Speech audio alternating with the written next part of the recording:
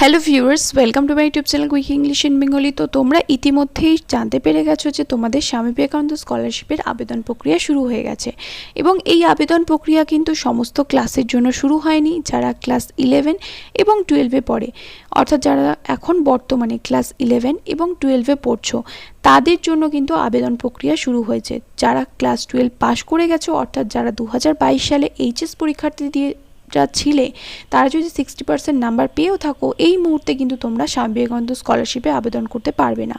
তোমাদের জন্য কিন্তু এখনও আবেদন প্রক্রিয়া শুরু হয়নি। কবে শুরু হবে সেটাও আজকের এই ভিডিওতে বলে দেবো। এবং সাথে যারা বিএড করছো বা ডিএলএড পড়ছো বা ভর্তি হবে বা পিজিতে ভর্তি হবে, ইউজিতে ভর্তি হবে বলে ভাবছো, তাদের জন্য কিন্তু এই স্কলারশিপের আবেদন প্রক্রিয়া কবে শুরু হবে সেটা বিস্তারিত জানার জন্য কিন্তু ভিডিওটা পুরোটা দেখতে থাকো। তো তোমরা চলে আসো svmcm.w.b.ed.gov.in। এখানে দেখো লেখাই রয়েছে, ওয়েবসাইট খুললেই দেখাচ্ছে alert fresh and renewal application is started for 2022 to 2023 session only for class 11 and 12 students. অর্থাৎ যারা ক্লাস 10-এর পরীক্ষা দিয়ে, মানে মাধ্যমিক পরীক্ষা দিয়ে ক্লাস 11-এ ভর্তি হয়েছো, 60% নাম্বার যদি তুমি পেয়ে থাকো, তাহলে এই স্কলারশিপে আবেদন করতে তুমি পারবে। এবং যারা ক্লাস 11-এ আবেদন করেছিলে, 12-এ উঠেছো এই বছর, যদি তুমি 60% নাম্বার পেয়ে থাকো, তাহলে তুমি শুধু কিন্তু রিনিউয়াল করতে পারবে, নতুন করে কিন্তু আবেদন করতে পারবে না। অনেকের এরকম প্রশ্ন থাকে যে আমি ক্লাস 11-এ আবেদন করিনি বা আমি ক্লাস 11-এ 60% নাম্বার পাইনি, কিন্তু আমি যখন 12-এ উঠছি তখন আমি 60% নাম্বার পেয়েছি, তাহলে কি আমি নতুন করে আবেদন করতে পারবো? একদমই নয়। তুমি রিনিউয়াল করতে পারো, আবেদন কিন্তু করতে পারো না। কিন্তু যেহেতু তুমি আগের বছর আবেদন করোনি, তার জন্য কিন্তু এই বছর কিন্তু তুমি আবেদন করতে পারবে না।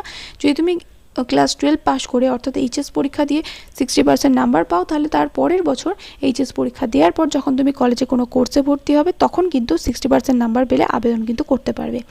আশা করি তো ক্লিয়ার হলো তোমাদের ব্যাপারটা।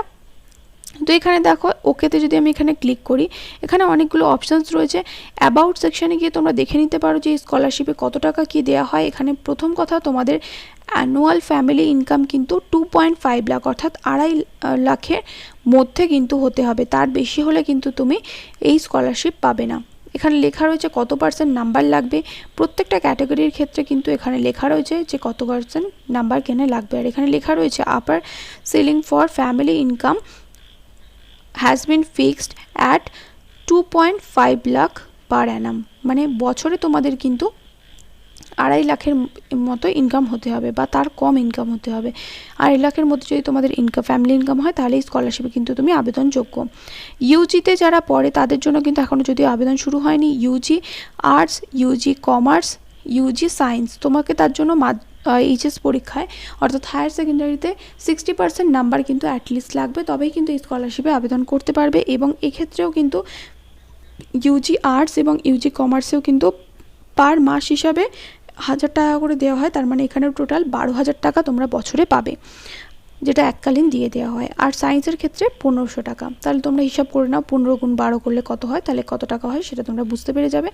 আর ইউজির অন্যান্য কোর্সে, অন্যান্য যে প্রফেশনাল কোর্সে যদি কেউ ভর্তি হও ইউজিসি অ্যাপ্রুভড, তাহলে সেখানেও যদি তুমি 60% নাম্বার এইচএসে নিয়ে ভর্তি হও, তাহলে সেখানেও 1500 টাকা করে তুমি পাবে। পিজির ক্ষেত্রেও এখানে কিন্তু 53% marks for SVMCM and 45% for Kanyashree K3 applicants in last qualifying exam।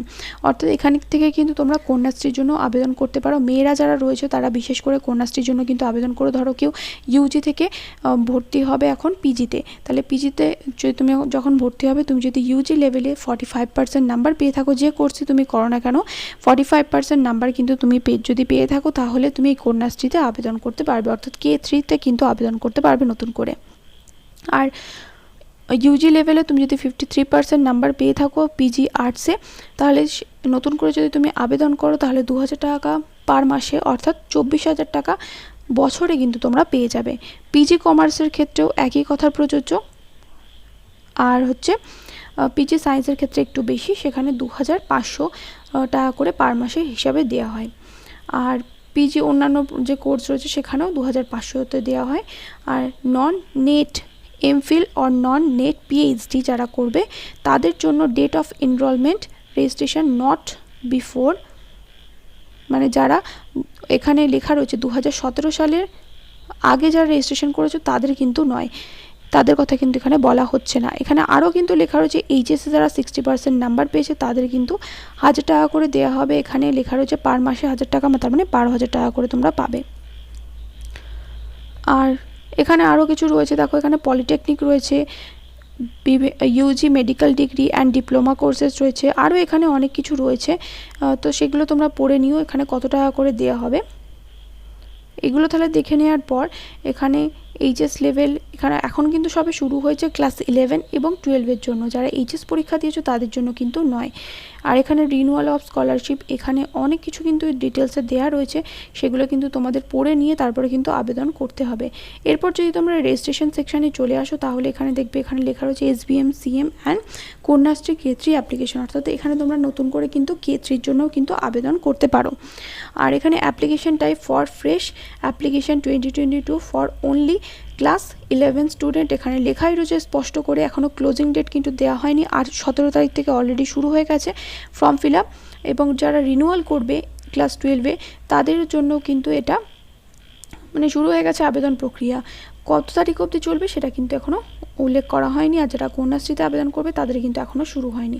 এখানে আরও ডিটেলসে অনেক কিছু লেখা রয়েছে, এগুলো তোমরা চাইলে পড়ে নিতে পারো। এর আগেও আমি স্বামী বিবেকানন্দ স্কলারশিপ সম্বন্ধে ভিডিও বানিয়েছি, সেখানে বলেছি যে কোন কোন ডকুমেন্টস তোমাদের লাগবে। এই যে এখানে লেখা রয়েছে একদম স্পষ্ট করে যে কোন কোন ডকুমেন্টস লাগবে। Documents two be uploaded for fresh and Kanyashree application, যারা নতুন করে আবেদন করছো তাদের জন্য কী কী জিনিস লাগবে এখানে উল্লেখ করা রয়েছে। মার্কশিট অফ মাধ্যমিক এক্সামিনেশন অডিটস ইকুইভ্যালেন্ট, মাধ্যমিক এক্সামিনেশন যে দিয়েছিলে সেই মাধ্যমিক এক্সামিনেশনের মার্কশিট লাগবে।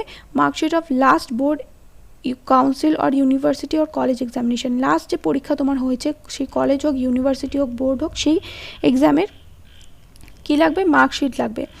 আর কি লাগবে, অ্যাডমিশন রিসিপ্ট, অ্যাডমিশন যে ভর্তি হয়েছে তুমি কত টাকা দিয়ে সেটার একটা অ্যাডমিশন রিসিপ্ট লাগবে, মানে পে স্লিপ যেটাকে বলা হয়। Income certificate of family not applicable for Kanyashree, কন্যাশ্রীর জন্য কিন্তু এটা প্রযোজ্য নয়।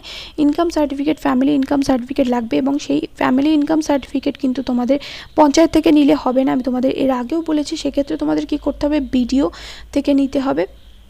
বিডিওতে গিয়ে কিন্তু তোমাদের ডাইরেক্টলি নিতে হবে, বা যদি কোনো পৌরসভা তোমাদের থেকে থাকে সেখান থেকে কিন্তু ডাইরেক্টলি গিয়ে নিয়ে আসতে হবে, বিডিও বা এসডিও থেকে নিয়ে আসতে হবে। তুমি যদি পঞ্চায়েত থেকে নাও বা মিউনিসিপ্যালিটি থেকে নাও তাহলে কিন্তু এখানে হবে না। ওকে, আর এখানে রয়েছে আধার কার্ড বা রেশন কার্ড বা যে কোনো আইডেন্টিটি কার্ড তোমাকে দিতে হবে। আর ব্যাংকের পাসবইয়ের প্রথম পাতার যে স্ক্যান কপি সেটা দিতে হবে। এখানটা পুরোপুরি কিন্তু অনলাইনে আবেদন প্রক্রিয়া, তাই তোমরা যদি নিজেরা বাড়িতে বসে আবেদন না করতে পারো বা কোনো কারণে যদি ভুল হয়ে যায় তাহলে তোমরা ক্যাফেতে গিয়ে করাতে পারো, বা বিভিন্ন সাইবার ক্যাফে তো রয়েছে সেখান থেকে করতে পারো, বা বড় তারা দিয়ে সাহায্য নিতে পারো। যদিও আমি এখানে প্রসিডিওর তোমাদের পুরোটাই বলে দিচ্ছি, তাও যদি তোমাদের মনে হয় যে হ্যাঁ আমি ভুল করছি কোনো, তাহলে সেক্ষেত্রে কিন্তু কারোর সাহায্য নিয়ে করাটাই কিন্তু বেশি ভালো, কারণ 12,000 টাকা না হলে কিন্তু তোমরা পাবে না। আর যখন কোনো ডকুমেন্ট স্ক্যান করবে তখন কিন্তু বোথ সাইডই তোমাদের স্ক্যান করতে হবে, বোথ সাইড স্ক্যান করে কিন্তু আপলোড করতে হবে। আর যে ব্যাংকের পাসবইটা দেবে সেটা যেন চালু থাকা অ্যাকাউন্ট হয়, বেশিরভাগ ক্ষেত্রে ছাত্রছাত্রীদের বন্ধ থাকা বা ফ্রিজ হয়ে যায় অ্যাকাউন্ট দেওয়া হয়, অ্যাকাউন্টের নাম্বার দেওয়া হয়, তার জন্য কিন্তু অনেকেই টাকা পায় না। আর ইনকাম সার্টিফিকেটের কথা যেটা বললাম সেটা কিন্তু যদি তুমি পঞ্চায়েত এলাকায় থাকো তাহলে কিন্তু পঞ্চায়েত প্রধানদের কাছ থেকে নিলে হবে না, তোমাকে বিডিও থেকে নিতে হবে বা এসডিও থেকে কিন্তু নিতে হবে।